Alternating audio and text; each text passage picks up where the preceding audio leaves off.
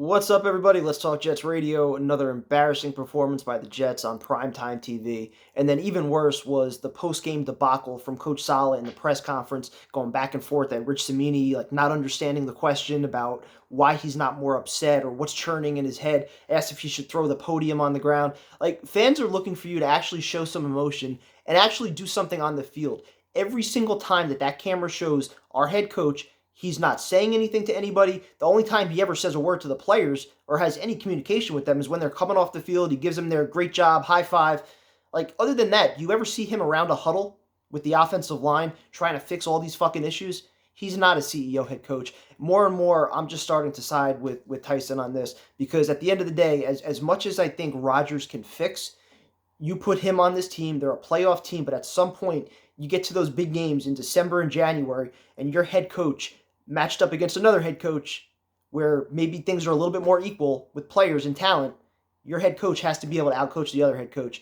And we're seeing this team week in and week out getting thoroughly outcoached by other teams that have injuries. The Browns didn't have Amari Cooper. They lost Elijah Moore. They're on their fourth quarterback. Why is it that so many other teams can figure it out and the Jets can't?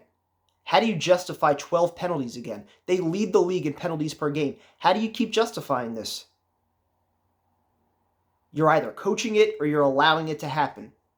And there's no accountability for guys like Becton who come out there tonight, can't block Myles Garrett. There's no help for him. He's got 3 penalties. He's not benched. They have no options anymore. This is a train wreck. I've been trying hard to push positivity just leading into the offseason. I've been very vocal. I think Rodgers makes a big impact on this team. He makes them a playoff team. He can cover up a lot of things that are wrong with this coach and with this organization.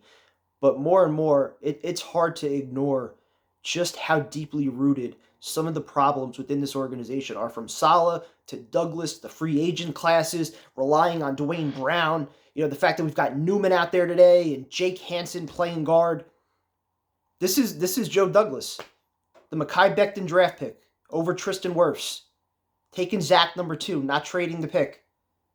AVT, 2 years in a row getting injured. This free agent class, which is an absolute bust. Lazard inactive. Dalvin Cook didn't touch the ball.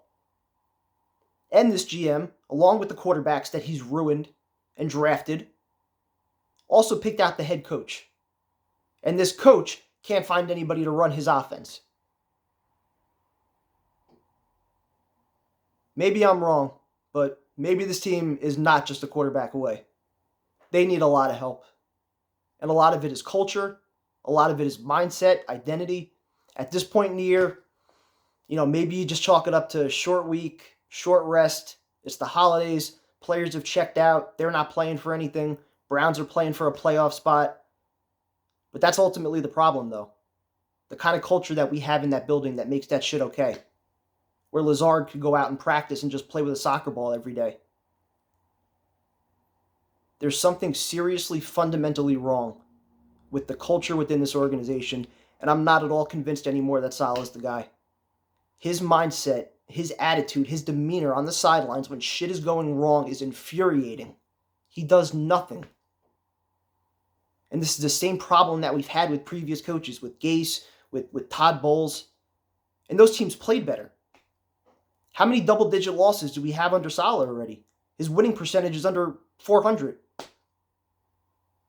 When they lose, they get blown out. They don't show up. I really don't know anymore if a quarterback fixes this. This team looks so far gone. They look ill-prepared. The penalties are getting worse week after week.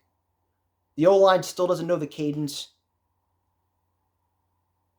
We get destroyed by Parsons in week 2. We have the same problem now against a known pass rusher, a known beast in Myles Garrett. You know he's a problem. As coach said, he's a game wrecker. So why don't you prepare for him?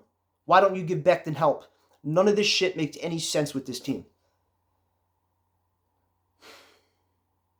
I'm trying so hard to talk myself into next year and Rodgers' return and all the good that he can bring, from leadership to accountability, being a coach on the field on the offense. So many of the problems with this team, I really felt at the beginning of the year, were just rooted in the quarterback and then changing the game plan, not having leadership in the huddle. Rodgers is going to help a lot, but like I said, when you get to those meaningful games in December and January against other good coaches and other good teams, I think Salah is going to be out of his element, and at some point, this is going to fall apart.